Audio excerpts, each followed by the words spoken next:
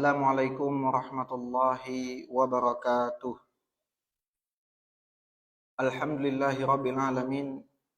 Hamdan tayyiban mubarakan fi kama yuhibbu rabbuna wa yarda. Allahumma salli ala Muhammad wa ala ali Muhammad wa man tabi'ahum bi ihsanin ila yaumiddin. Tunna illa wa antum muslimun. Ya ayyuhan nasu taqum rabbakum alladhi khalaqakum min nafsin wahidah. Nikmat yang tiada terkira yang Allah anugerahkan kepada kita mampu kita aplikasikan dalam bentuk ketaatan kepada Allah Subhanahu wa taala.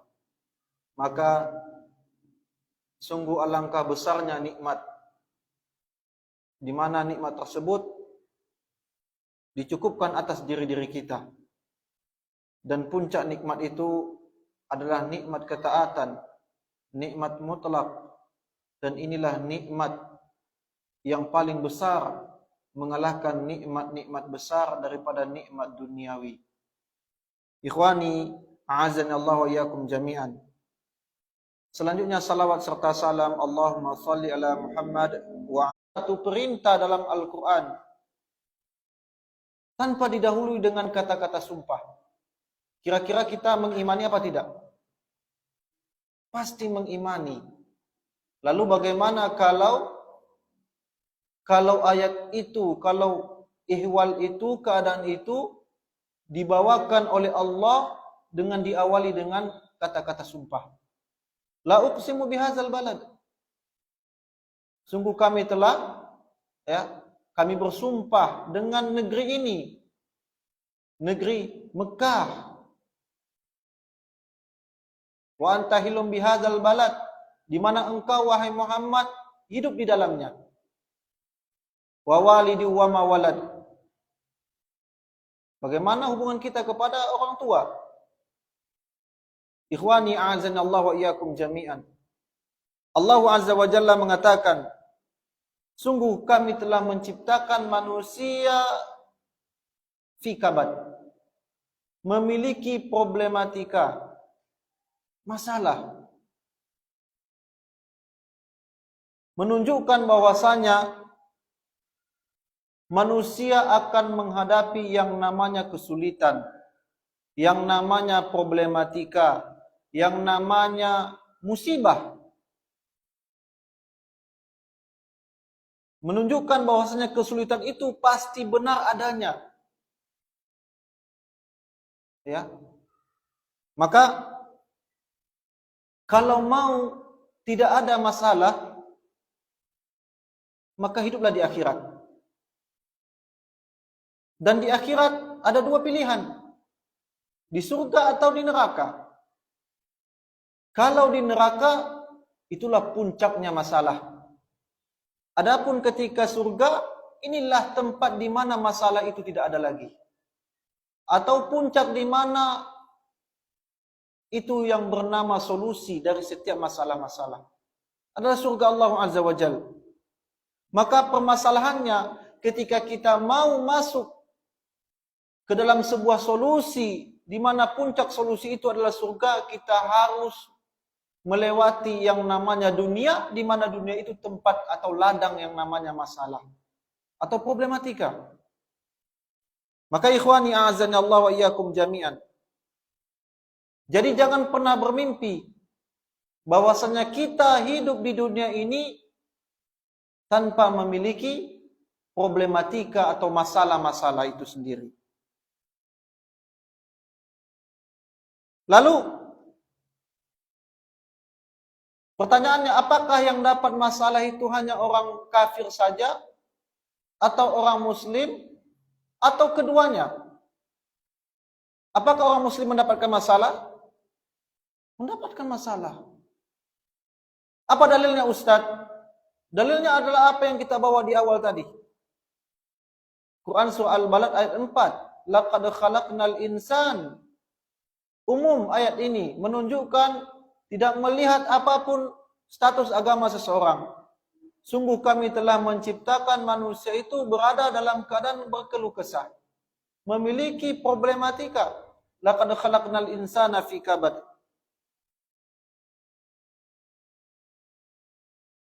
Maka ikhwani a'azanallahu wa iyyakum jami'an, permasalahannya adalah ketika seseorang muslim, mukmin mendapatkan masalah, dia akan mengolah masalah itu menjadi anugerah. Ini kuncinya.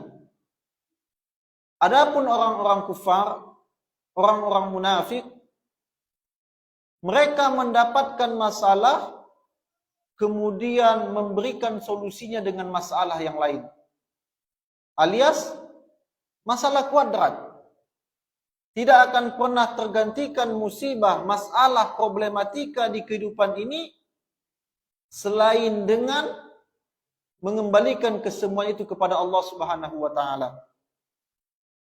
Maka jangan dipikir ikhwan, teman-teman a'azani Allah wa iyyakum jami'an, orang yang telah hijrah, telah bersungguh-sungguh dia mentaati Allah Azza wa Jalla, terlepas dari masalah-masalah dunia. Nah, jangan mimpi. Karena Allah Azza wa Jalla katakan, ayahsabul insanu ayyutsraku ayyaqulu amanna wa hum la yuftanun. Apakah kalian mengira, kalian mengatakan kami beriman, kalian berucap kami beriman, kemudian dibiarkan begitu saja? Tidak.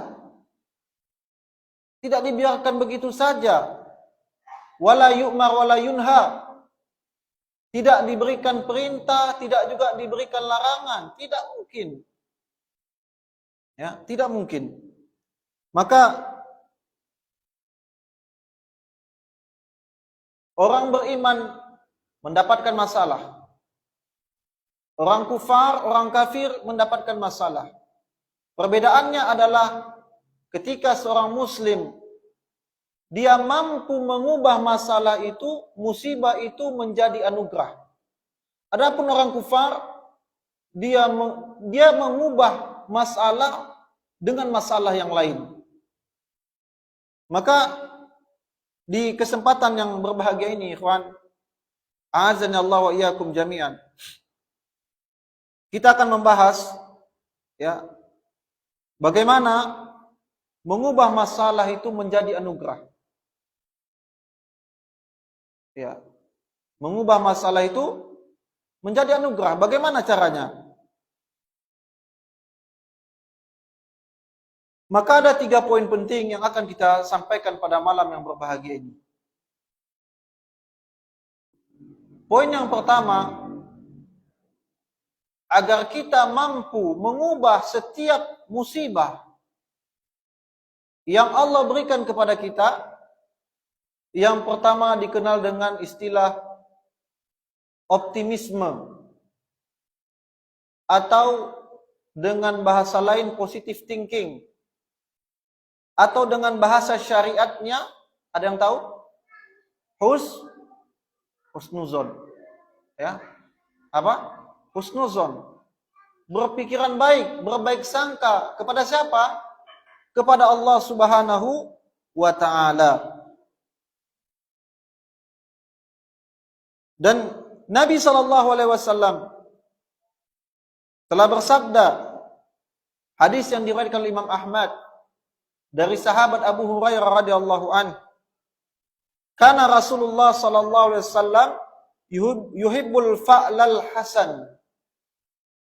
Adalah Nabi sallallahu alaihi wasallam mencintai optimisme. Ya. Mencintai ya, positive thinking. Pertanyaannya, ikhwani a'azanallahu wa iyyakum jami'an, kenapa kita harus berpositive thinking? Kenapa kita harus optimisme dalam setiap keadaan ketika mendapatkan masalah-masalah ini? Ya, masalah itu banyak. Ada masalah yang tak kunjung mendapatkan anak. Ada masalah seorang pemuda yang tak kunjung mendapatkan belahan jiwa padahal sudah mapan. Ada masalah bagi kepala keluarga yang ekstra banting tulang, pergi pagi pulang petang, tapi yang ia dapatkan dari rezeki hanya sekedar dari mencukupi kebutuhan perutnya saja. Bukankah ini semua masalah-masalah? Ya, ini semua masalah. Maka syariat mengajarkan kita harus husnuzon kepada Allah Subhanahu wa taala. Syariat mengajarkan kita harus berpositif thinking. Agama mengajarkan kita harus optimisme dalam setiap masalah-masalah yang Allah timpakan kepada kita. Ya. Kenapa kita harus optimis? Ya. Ada sebuah ayat yang ayat ini sangat masyhur di kalangan kita. Sangat masyhur di kalangan kita. Kata Allah Azza wa Jalla dalam Al-Quran di penghujung ayat di surat Al-Baqarah. La yukallifullahu nafsan illa wus'aha. Tidaklah Allah Subhanahu wa taala membebani kepada setiap hamba di luar dari kesanggupan seorang hamba itu sendiri. Maka ikhwani a'azzani Allah wa iyyakum jami'an, Allah telah mengukur masalah sesuai ambang batas kemampuan kita. Maka seberapa besar kita memiliki masalah, masing-masing kita memiliki masalah. Dan setiap masalah itu tidak sama antara yang satu dengan yang lainnya. Bahkan masalah suami berbeda dengan masalah istri. Masalah ayah berbeda dengan masalah seorang ibu. Masing-masing ini memiliki takaran yang hanya Allah, bahkan diri kita tidak tahu kemampuan kita sebatas apa kita mampu menahan musibah itu. Hanya Allah Azza wa Jalla yang mengetahui kadar kita dalam mengemban sebuah ujian, musibah, masalah yang Allah berikan kepada kita. Ikhwani a'azzani Allah wa iyyakum jami'an. Maka mungkin kita dengan ayat ini adalah ayat yang sering sekali acap sekali kita dengar. Tapi pada aplikasinya terkadang kita mengeluh. Dan memang sungguh manusia itu diciptakan dalam keadaan berkeluh kesah. Laqad khalaqnal insana fi kabad. Sungguh kami telah menciptakan manusia dalam keadaan berkeluh kesah. Maka seorang muslim, seorang mukmin, ketika ia ditimpa masalah, yang pertama sekali yang ia harus lakukan adalah berhusnuzon kepada Allah Subhanahu wa taala. Ini poin yang pertama. Poin yang kedua, ikhwan, a'azzani Allah wa iyyakum jami'an, agar kita mampu mengolah musibah, mengolah masalah menjadi anugerah, adalah mencari hikmah di balik musibah. Mencari hikmah di balik musibah. Misal,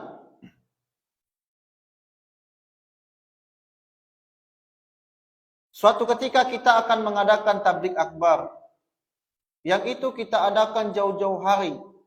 Namun satu dan lain hal, tabligh akbar itu tidak urung terrealisasi. Kemudian selang beberapa waktu tabligh akbar itu terjadi dengan izin Allah Azza wa Jalla di waktu di mana waktu libur sekolah terjadi. Sehingga yang awalnya tabligh akbar itu kita hitung-hitung jumlahnya sekian orang, ternyata membludak karena itu dilakukan di hari libur sekolah. Atau permisalan seperti sebuah hitung-hitungan kita. Misalkan sesuatu pekerjaan yang kita menerima pesanan. Misalkan membuat, ya, atau kita seorang pedagang, kita dipesan dengan barang A misalkan. Tahu-tahu barang ini tidak jadi dibeli oleh pelanggan. Kemudian barang ini dibeli oleh pelanggan B, ya, dengan jumlah yang lebih banyak dari pelanggan A, sehingga kita harus bahkan keteter kita untuk memasok barang ini untuk dibeli oleh pelanggan B, dan ini kita tidak tahu. Nah, ini tamsilan dari bentuk hikmah dari sisi duniawi. Belum lagi mencari hikmah dari sisi ukhrawi. Dari sisi ukhrawi, di mana tidaklah seorang hamba ditimpakan masalah, musibah, ujian dari Allah Azza wa Jalla, melainkan dia akan mendapatkan pahala dan akan mengurangi atau menghapuskan dosa dan kesalahannya. Misal, ruhnya doa, Rabbighfirli wali walidayya. Doa ini kita hafal bahkan sebelum kita bisa baca Al-Quran.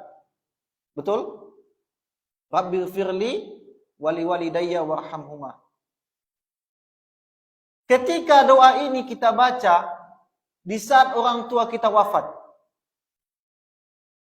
dengan berlalu setelah kematian orang tua kita, mana yang lebih berkesan? Maka jawabannya ketika hari di mana orang tua kita wafat. Bacanya sama seperti sebelum orang tua kita wafat. Namun ketika kita membaca itu penuh dengan derayan air mata. Ada ruhnya. Ada sesuatu yang membuat kita meneteskan, mengeluarkan butiran-butiran air mata. Maka hikmahnya adalah ketika sesuatu masalah belum Allah berikan kepada kita jalan keluarnya hari ini, ingat, bisa jadi ini adalah tanda Allah untuk mengingatkan kita untuk senantiasa ingat kepadanya. Sekiranya Allah tidak memberikan masalah ini, akankah kita mengingat Allah Azza wa Jalla? Misal, sekiranya orang tua kita belum wafat, yakinkah kita akan setiap sholat kita mendoakan kedua orang tua kita? Dengan ruhnya, dengan menangisnya, dengan sedihnya, dengan betul-betul menghadirkan hati. Atau seorang pemuda juga yang tak kunjung mendapatkan belahan jiwanya. Rabbana hablana min azwajina. Dia ulang-ulangi doa ini. Yang mungkin ketika Allah Azza wa Jalla berikan ia anak, dia tidak hafal dengan doa ini. Atau seseorang yang ditimpakan penyakit. Misal, ada orang diganggu jin. Diganggu jin sampai kesurupan. Sehingga dia diruqyah, qadarullah wa masyafa'al, tidak 100% atau belum Allah kabulkan kesehatan yang sempurna.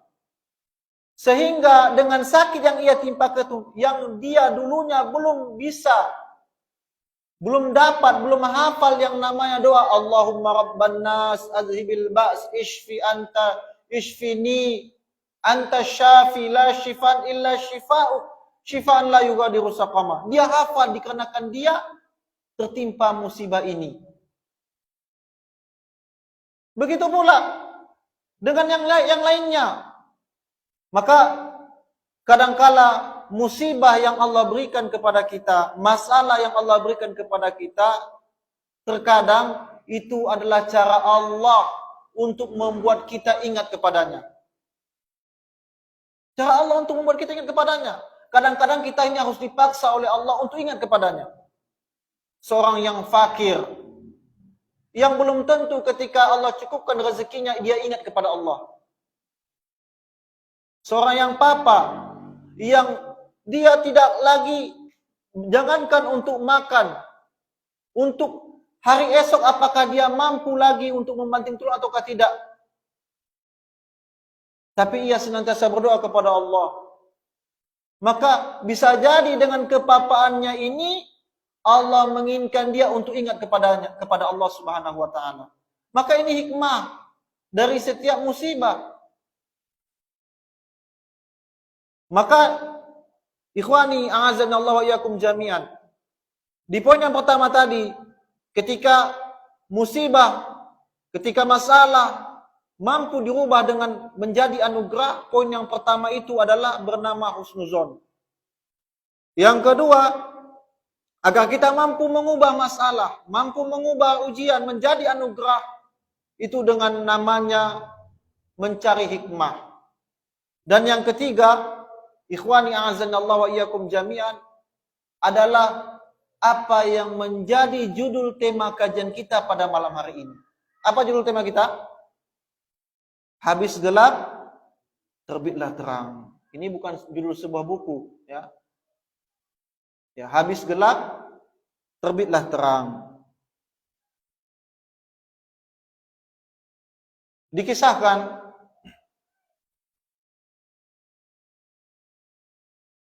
anak dari Umar ibn al-Khattab radhiyallahu anhu, yang itu seorang perempuan sahabiyah bernama Hafsah bintu Umar radhiyallahu anhuma. Dahulunya beliau ya pernah menjanda.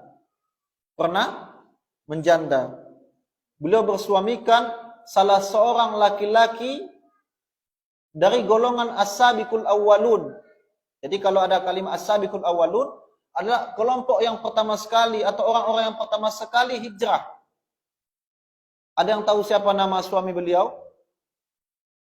Nama suami beliau ini adalah Khunais. Apa? Khunais bin Hudzafah. Ya, Khunais. Ini jarang. Jadi kalau ada kita ya menginginkan memberikan nama anak, mumpung ini namanya jarang ya. Namanya adalah Khunais bin Hudzafah radhiyallahu an.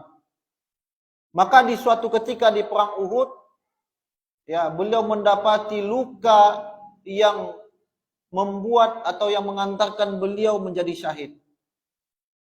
Jadi ini suami daripada Hafsah bintu Umar radhiyallahu anhuma. Maka adalah Umar ibn al-Khattab melihat ini sebuah masalah kepada putrinya yang menjanda di usia yang sangat muda. Maka dia tawarkan putrinya ini kepada salah seorang sahabat ya yang bernama Utsman ibnu Affan radhiyallahu anhuma. Utsman radhiyallahu an. Ya, ditawarkan, ya Utsman, begini. Maka apa kata Utsman radhiyallahu an? Mali nafsi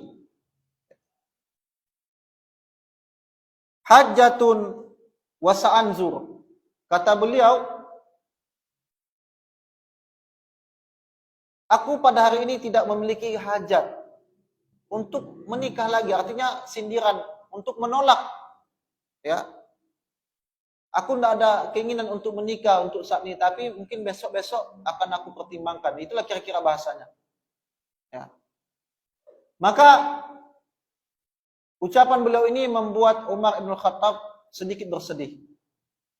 Kemudian dia pun datangi kepada sahabat Abu Bakar As-Siddiq radhiyallahu anhu. Maka respon daripada Abu Bakar pada saat itu adalah diam. Respon Abu Bakar pada saat itu adalah diam. Sehingga membuat Umar ibn Khattab juga merasa tersinggung. Ya. Maka tidak berapa waktu, selang beberapa waktu, datanglah Rasulullah sallallahu alaihi wasallam melamar dan mempersunting Hafsah yang kemudian hari beliau menjadi ummahatul mukminin. Ya.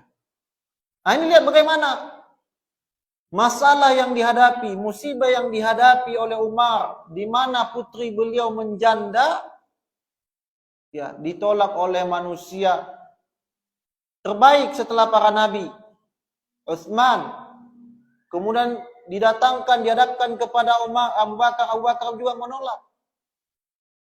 Kemudian Allah Azza wa Jalla berikan kepada Umar solusi terbaik, diberikan manusia terbaik di atas dari kedua orang yang pernah ditawarkan oleh Umar, yakni Nabi kita Muhammad sallallahu alaihi wasallam. Maka lanjutan asar ini adalah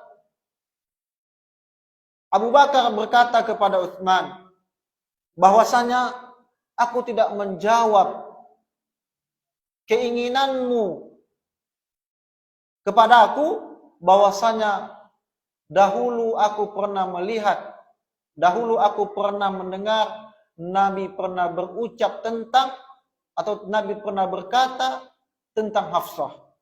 Sehingga aku berkeinginan mendahulukan Nabi SAW daripada diriku. Jadi alasan Abu Bakar radhiyallahu an pada saat itu adalah mengedepankan Nabi SAW. Dan pada saat itu adalah menjadi sebuah rahasia yang tidak harus disebarluaskan. Ya. Maka ini salah satu solusi. Taib, ikhwani a'azanallahu wa iyyakum jami'an. Maka ketika ada masalah, ingatlah firman Allah Azza wa Jalla, fa inna ma'al usri yusra. Bersama kesulitan ada kemudahan. Dan kesulitan itu, kemudahan itu muncul di mana itu berada pada puncak-puncaknya kesulitan. Jadi solusi itu, ikhwan, ya, solusi itu dari Allah itu tatkala seseorang atau kita itu berada pada puncak-puncak masalah. Di situ solusinya. Maka kaitannya adalah kembali kepada poin yang pertama tadi, la yukallifullahu nafsan illa wus'aha. Tidak akan mungkin Allah membebani kita di luar dari kesanggupan diri kita. Tidak mungkin.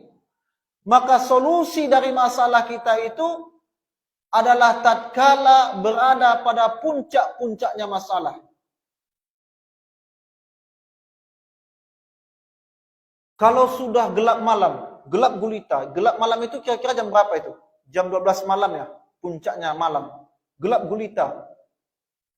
Kira-kira akan selamanya gelap atau gelap itu akan tergantikan dengan yang namanya fajar? Pasti akan tergantikan dengan yang namanya fajar. Puncaknya gelap itu jam 12 sampai jam 2. Apakah sama gelapnya subuh dengan gelapnya jam 2 malam? Tidak. Maka puncaknya kegelapan itu setelahnya ada terang. Setelahnya ada fajar. Puncaknya masalah, ujian itu setelahnya ada kemudahan dari Allah Azza wa Jalla. Lalu Ustaz, kenapa Ustaz? Tadi Ustaz katakan bahwasanya puncaknya masalah itu adalah solusi dari Allah. Lalu Ustaz, ada keluarga kami yang sakit Ustaz. Tahu-tahu bukan solusi Ustaz, ternyata wafat. Qaddarullahu ma syafa'al. Maka kita katakan, ya, kita katakan terkadang solusi itu bukanlah sesuatu yang diinginkan oleh hati kita. Jadi terkadang solusi itu bukanlah sesuatu yang diinginkan oleh keinginan hati kita. Terkadang musibah itu, masalah itu datang untuk menempa. Ingat ya, menempa bukan menimpa. Untuk menempa kita dalam hal sabar, dalam hal ikhlas. Sebagaimana Allah Azza wa Jalla menimpa musibah kepada Nabi yang dikenal dengan istilah Amul Hazan. Apa Amul Hazan? Tahunnya kesedihan. Di sana Abu Thalib paman beliau wafat. Di tahun itu juga istri beliau wafat. Masalah itu apa bukan? Masalah. Tapi dengan peristiwa itu Allah ingin mentarbiyah Nabi kita sallallahu alaihi wasallam. Begitu pula dengan kita. Ketika ada musibah, yang musibah itu diberikan solusi oleh Allah berupa sesuatu yang tidak mengenakan kita. Maka syariat mengajarkan kita dengan ucapan apa? Alhamdulillah Ala kulli hal. Segala puji Allah, segala puji syukur hanya kepada Allah yang Allah berikan kita dalam keadaan apapun. Terkadang kita menilai sesuatu masalah itu adalah kemudahan. Bersifat apa yang bisa diraba, apa yang bisa dilihat, didengar, apa yang bisa diketahui oleh 5 panca indera. Tapi kita lupa bahwasanya terkadang solusi itu bersifat abstrak, tidak dapat dilihat. Dan sabar itu tidak ternilai di sisi manusia. Karena sabar itu konsekuensinya adalah bighairi hisab. Konsekuensi dari sabar, dari musibah itu adalah ma'iyahnya kita bersama dengan Allah dalam kebersamaan pahala. Maka dalam Al-Quran, Allah Azza wa Jalla berfirman, mengulang kalimat sabar itu di dalam satu ayat 2 kali. Al-Baqarah 153, ya ayyuhallazina amanu ista'inu bis-sabri was-shalah. Allah katakan, Allah awali dalam ayat ini, ya wahai orang-orang yang beriman, jadikan sabar dan salat sebagai penolong kalian. Kemudian Allah tutup ayat ini dengan kalimat, innallaha ma'as-sabirin. Maka sabar ini memiliki nilai yang lebih besar dari nikmat-nikmat dunia yang paling besar. Hartakah iya, pasangan hidupkah iya. Ini dikalahkan dengan yang namanya berupa diilhamkan sabar. Diilhamkan sabar. Dan yakinlah, setiap kita itu memiliki problematika.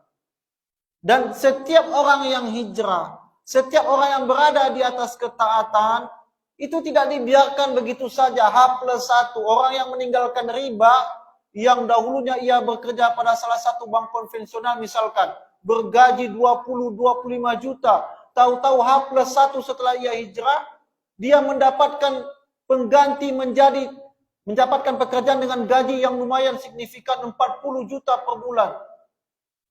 Kalau seperti ini, kira-kira orang banyak maksiat, apa orang yang bertaubat? Bertaubat. Lalu untuk apa Allah ciptakan neraka? La yu'mar wa la yunha. Apakah Allah menciptakan manusia tanpa diuji? Apakah Allah mengira mereka mengatakan, manusia berkata amantu billah, la yu'mar wa la yunha, tidak diperintah, tidak diberikan larangan, tidak mungkin. Apalagi seorang muslim setelah ia terkotori dengan perbuatan-perbuatan fasad, kemudian dia bersimpuh mohon ampun kepada Allah Azza wa Jalla. Apakah setelah H+1 dari hijrahnya ia tidak diberikan ujian? Tidak. Maka ikhwani a'azanallahu wa iyyakum jami'an, dari kita memiliki masalah. Masing-masing kita berbeda satu masalah dengan orang lain. Tapi ingat, fa inna ma'al usri yusra. Bersama kesulitan ada kemudahan. Bukan setelah. Ya, fa inna ma'al usri yusra diartikan setelah kesulitan ada kemudahan. Bukan, bersama kesulitan ada kemudahan. Maka puncak daripada kemudahan itu adalah ketika kesulitan itu berada pada puncak-puncaknya. Maka kalau sudah berada pada praktek wa may yattaqillah, kalau sudah berada pada teori wa may yattaqillah yaj'al lahu makhraja, sekarang prakteknya. Kita kalau sudah hafal ayat ini, yang penting kalau kita tawakal, Allah akan berikan jalan keluar. Tapi pada prakteknya kita masih separuh hati. Maka yakinlah, setiap apapun problematika kita, itu hanya bermuara kepada habis gelap terbitlah terang. Tidak ada kita berada pada satu kondisi malam saja, melainkan juga akan hilangnya gelap itu dengan menyongsong fajar setelahnya. Maka 3 poin penting ini ikhwan, a'azanallahu wa iyyakum jami'an. Kami ulangi bahwasanya untuk mengubah masalah-masalah itu, ujian-ujian hidup itu kepada kita itu diperlukan 3 kunci penting. Yang pertama adalah positive thinking atau optimisme atau dengan bahasa syariatnya husnuzon. Yang kedua itu lebih dikenal dengan istilah mencari hikmah dari setiap musibah. Dan yang ketiga adalah apa yang menjadi tema kajian kita pada malam hari ini, habis gelap terbitlah terang. Mungkin itu saja yang dapat kami sampaikan. Wassallallahu ala nabiyina Muhammad wa ala alihi wa ashabihi ajmain. Subhanakallahumma wa bihamdika asyhadu an la ilaha illa anta astaghfiruka wa atubu ilaik. Assalamualaikum warahmatullahi wabarakatuh.